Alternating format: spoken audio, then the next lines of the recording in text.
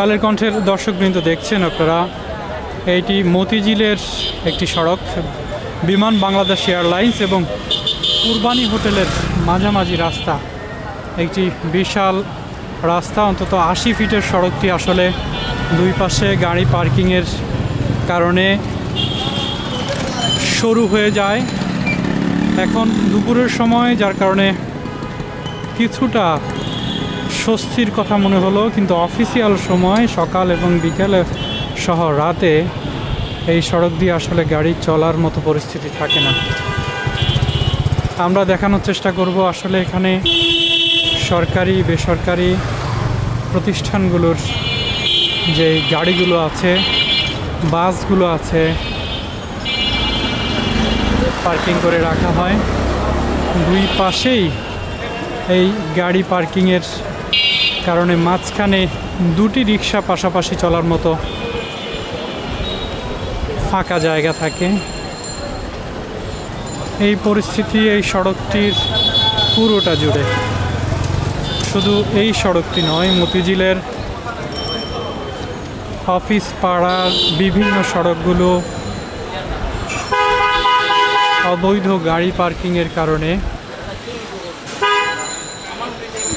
চলাচলের অবস্থায় থাকে না। এছাড়া ফুটপাত দখল করে অবৈধ দোকান অবস্থা দেখছেন, যেখান দিয়ে আসলে হাঁটার মতো কোনো পরিস্থিতি থাকে না। রাস্তা দখল, ফুটপাত দখল, সব মিলিয়ে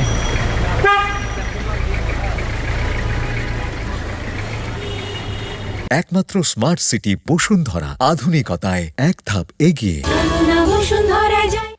একটি খারাপ পরিস্থিতি এই অংশটুকুতে আসলে দেখতে পাচ্ছেন।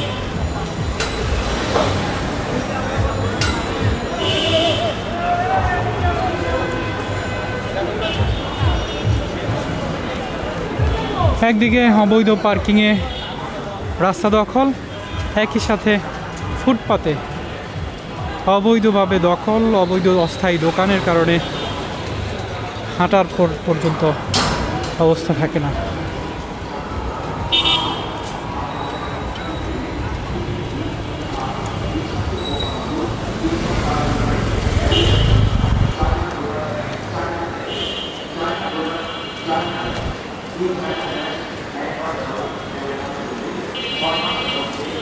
আমরা আসলে দেখাতে চেষ্টা করছি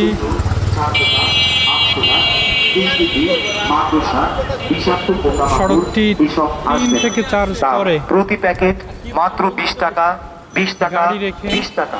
China product, China gas, made in China. China product, China gas, made in China.